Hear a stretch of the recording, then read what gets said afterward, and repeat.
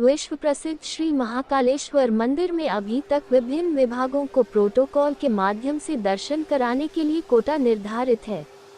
इस व्यवस्था के माध्यम से आने वाले श्रद्धालुओं को प्रोटोकॉल के तहत निःशुल्क रूप से शीघ्र दर्शन कराए जाते थे।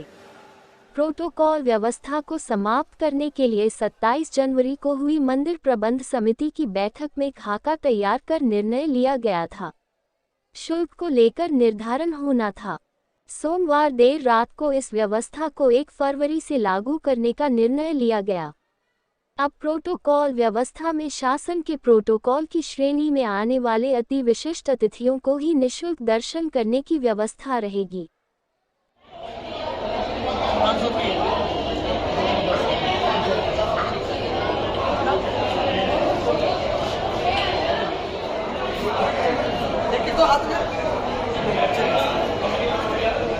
जो हमारी लास्ट प्रबंध समिति मीटिंग 27 जनवरी को हुई थी, उसमें निर्णय लिया गया था कि जो प्रोटोकॉल व्यवस्था में 2011 के नोटिफिकेशन में जिन लोगों के नाम हैं, उनके अलावा यदि कोई प्रोटोकॉल व्यवस्था में भक्त दर्शन करने के लिए आते हैं तो प्रोटोकॉल व्यवस्था वैसी रहेगी। उनके लिए 250 रुपये की दान राशि देनी पड़ेगी।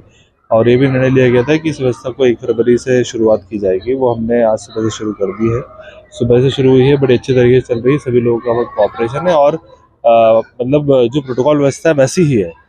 चूँकि ये धार्मिक नगरी है और यहाँ पे संत बहुत से आते हैं, तो उसमें जो एग्जेम्पशन है, जो 2011 का नोटिफिकेशन है, उसमें साथ ही जो संत हैं, महामंडलेश्वर हैं, उनको भी एग्जेम्प्टेड रहेगा। और यह भी निर्णय लिया गया था कि उज्जैन के जो तीनों प्रेस के ग्रुप हैं, उनके सदस्य और मध्य प्रदेश के अधिमान्यता प्राप्त जो पत्रकार बंधु हैं, उनको भी ससम्मान निःशुल्क बिना किसी दान राशि के प्रोटोकॉल के माध्यम से दर्शन कराए जाएंगे। ये व्यवस्था आज से प्रारंभ होगी। पत्रकारों के परिवार या किसी और विभाग के परिवारों को भी छोटे जनप्रतिनिधि, जो प्रबंधन समिति का निर्णय है, उस प्रबंधन समिति के निर्णय में स्वयं के लिए है छूट, ना कि किसी और के लिए।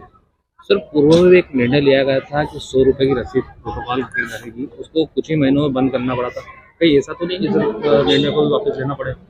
मैं बताना चाहूँगा कि निर्णय 27 जनवरी की प्रबंध समिति की मीटिंग में लिया गया है और काफ़ी चर्चा के बाद उस निर्णय को लिया गया था।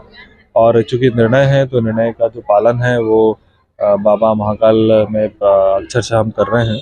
और किसी प्रकार से यदि कोई किसी के इश्यूज़ हैं तो उनसे चर्चा करके उनको सभी को कन्विंस भी कर रहे हैं। तो ये बात व्यवस्था की है जो कि सभी के सहयोग से ही पूर्ण की जा सकती है और मुझे लगता है हम कर पाएंगे इसको। बाकी सर, कभी कोई जाते हुए गया तो उनके ऊपर किस तरह की कार्रवाई होगी?